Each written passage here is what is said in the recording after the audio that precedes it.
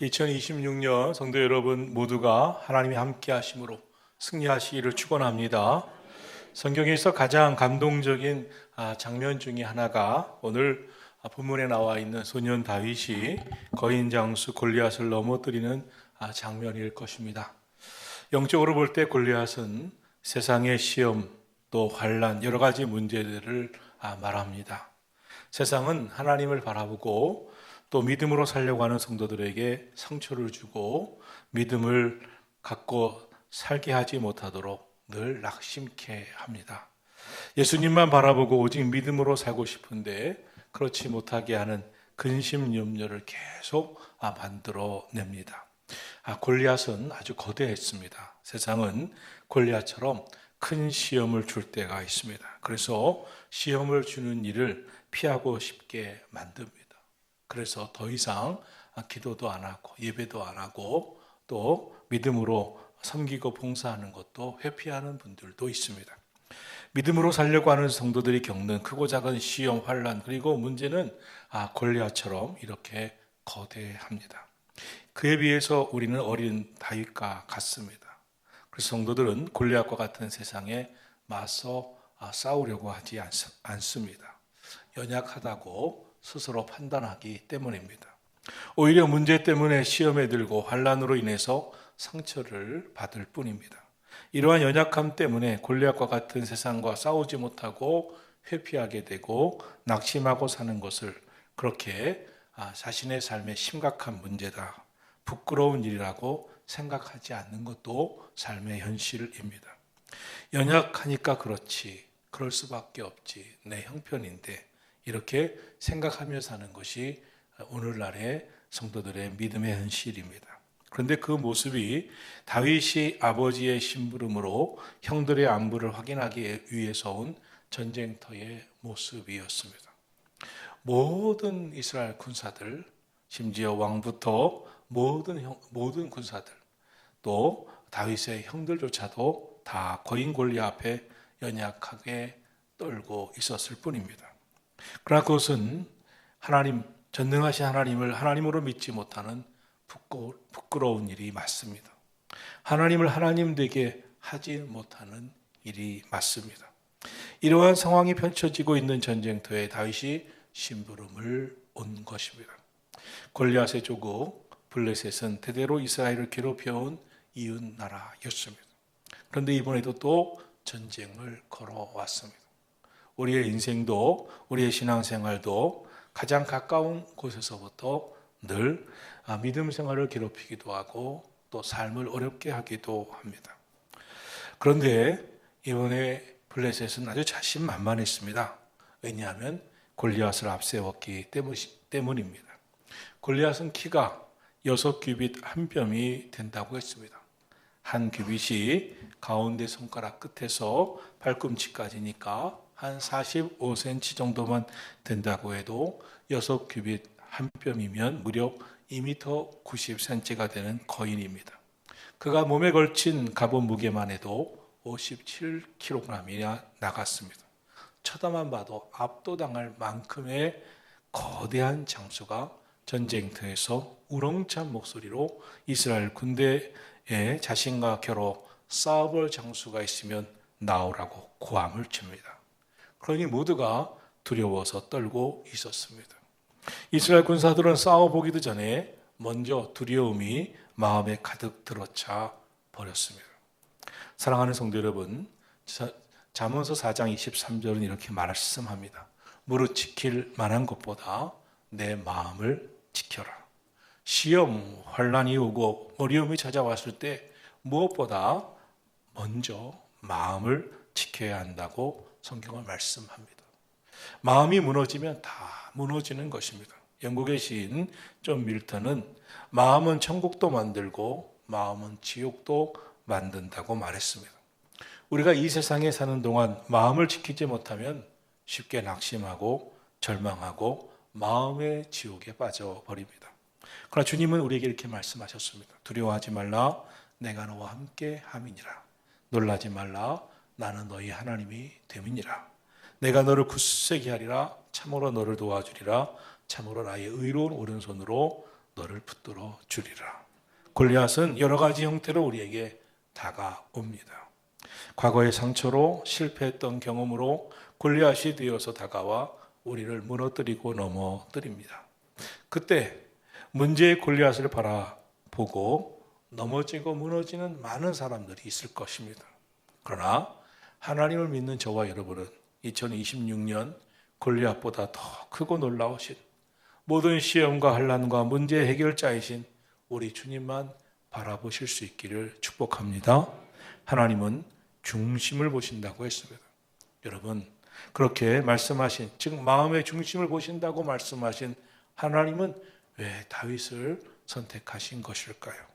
다윗을 보시고 이가 그다 하시면서 기름을 부으라고 하신 이유가 무엇이었을까요? 하나님은 이 전쟁터에서 다윗의 마음에 있는 어떤 중심을 보셨을까요? 다윗이 누굽니까? 시골 베들레헴에 양치는 소년이었습니다. 그런데 아버지가 보내어 심부름을 오게 된 전쟁터에서 골리앗이 소리치면서 협박하는 말을 듣게 됐고 그 모습 속에 모두가 두려워 벌벌 떨고 낙심하고 있는 그런 이스라엘 군대들을 보게 되었습니다. 그 순간 다른 모든 군사들은 아무도 골리앗과 싸우러 나가지도 못하고 벌벌 떱니다. 그런데 다윗은 달랐습니다. 담대하게 그 큰 골리앗 앞에 작은 다윗이 나갔습니다. 그 모습을 본 골리앗은 어린 다윗을 비웃고 협박하고 위협했습니다. 본문 사무엘상 17장 42절에 보면 그 블레셋 사람이 다윗을 보고 업신여겼다 이렇게 말하고 있습니다. 그리고 44절에서 어떻게 위협하고 있나요? 44절 함께 읽겠습니다.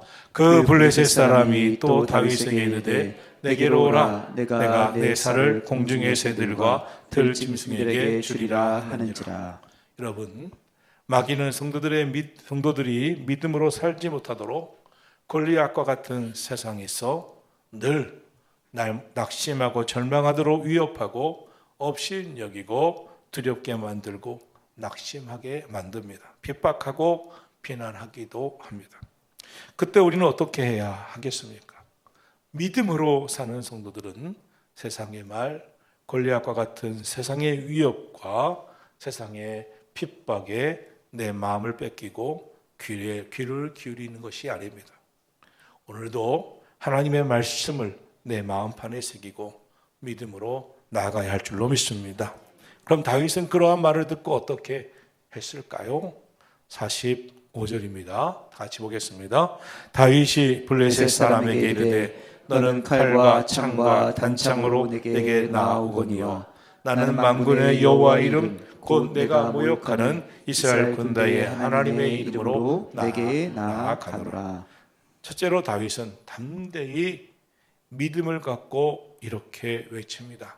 너는 칼과 창과 단창으로 내게 나왔지만 나는 만군의 여호와 이름 이스라엘 군대의 하나님의 이름으로 내게 나아가노라. 사랑하신 성도 여러분, 2026년 믿음을 가지고 하나님의 이름을 힘입어서 믿음으로 살아가시기를 주의 이름으로 축복합니다. 둘째로 다윗은 이제 온 땅에 하나님이 계신 줄을 알게 할 것이다. 지금도 살아 역사하신 그 하나님이 이 전쟁터에서 살아 역사하고 계심을 알게 할 것이다. 하나님이 분명히 역사하실 것이다. 이렇게 외치고 나아갔습니다. 46절입니다. 같이 읽습니다. 오늘 여호와께서 너를 내 손에 넘기시리니 내가 너를 쳐서 내 목을 베고 블레셋 군대의 시체를 오늘 공중의 새와 땅의 짐승들에게 주어 온 땅으로 이스라엘의 하나님이 계신 줄 알게 하겠고. 이것이 다윗의 믿음이었습니다. 전능하신 하나님이 승리하게 하실 것이다. 지금도 하나님이 살아계심을 분명히 나타내실 것이다. 하나님은 살아계시다. 하나님이 계신 줄을 알게 할 것이다. 여러분, 올 한 해 하나님은 하나님의 살아계심을 여러분 삶을 통해 나타내기를 원하시는 줄로 믿습니다. 하나님을 믿고 나아가기를 축복합니다. 셋째로 다윗은 이 세상의 모든 전쟁은, 모든 싸움은, 모든 일은 하나님께 속했다. 그러므로 하나님이 승리하게 하신다. 모든 구원의 역사는 힘에 있지 않다. 칼에 있지 않다. 창에 있지 않다. 하나님께 속했다. 하나님이 승리를 주시는 것이다. 이 믿음을 가졌습니다. 그래서 하나님의 뜻을 믿고 나아갔습니다. 하나님이 기뻐하실 만한 확신을 갖고 믿음 갖고 나아갔습니다. 47절입니다. 같이 읽습니다. 또 여호와의 구원하심이 칼과 창에 있지 아니함을 이 무리에게 알게 하리라. 전쟁은 여호와께 속한 것인즉 그가 너희를 우리 손에 넘기시리라. 할렐루야.